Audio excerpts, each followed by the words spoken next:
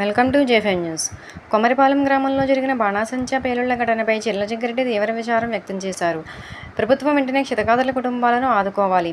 బాణాసంచా పేలుడు దుర్ఘటనలో ప్రాణాలు కోల్పోయిన వారిపై దుఃఖాన్ని వ్యక్తం చేసిన డాక్టర్ అంబేద్కర్ కోనసీమ వైసీపీ జిల్లా అధ్యక్షులు చిల్లజగ్గిరెడ్డి.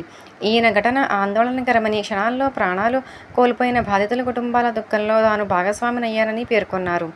ప్రమాదానికి గల కారణాలను పూర్తిగా విచారించి నిర్లక్ష్యం ఉన్న వారిపై కఠిన చర్య తీసుకోవాలని ఆయన ప్రభుత్వాన్ని కోరారు. గాయపడిన వారికి తక్షణ వైద్యం అందించి బాధిత కుటుంబాలకు ఆర్థిక సహాయం కల్పించాలని సూచించారు.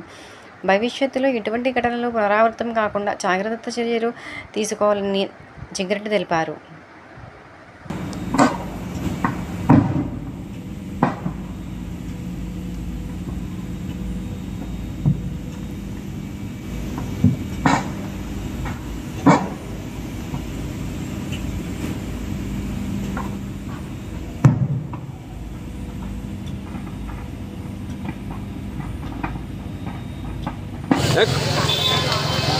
సత్యబాబు గారు ఉన్నారా? సత్యబాబు గారు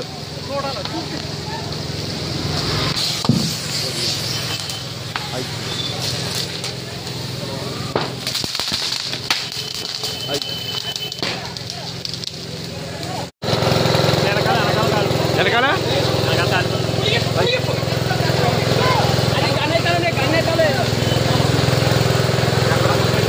అయితే ఒకటి అది ఎవరైనా నిర్లక్ష్యం అయితే ఒక రకంగా వ్యవహరించాల్సి ఉంటుంది. చేత ప్రస్తుతానికి మరి ఏదైతే ఇంత అంత అని చెప్పట్లేదే, గతంలో కూడా అన్ని ప్రభుత్వాలు జరుగుతున్న ఇన్సిడెంట్స్ ఏంటంటే ఇలా దీపావళి సందర్భంలో కానీ లేదా ఉన్నటువంటి ఇట్లా పెళ్లిళ్ళ సీజన్లో కానీ ఒకటి జరుగుతున్న కుటుంబాలన్నీ కూడా ప్రాణాలకి తెగించి వాళ్ళ రెక్కాడితేనే డొక్కనేటువంటి కుటుంబాలు.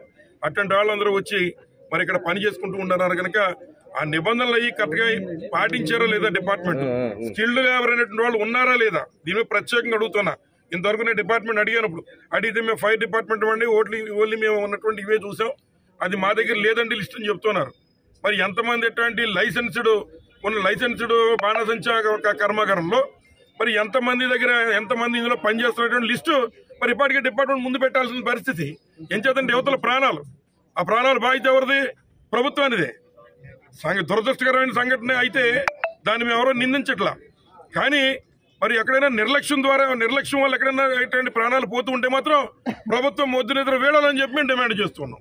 అలాగే కుటుంబాలందరికీ కూడా వాళ్ళందరికీ కూడా ఉదారంగా సాయం చేయాలి.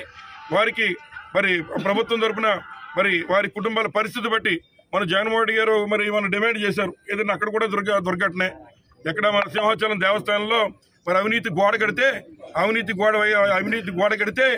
ఎవరు తెలుగుదేశం ప్రభుత్వం వాళ్ళు అవినీతి గోడ కడితే ఆ గోడ కూలిపోయి పోలు మంది చనిపోయారు.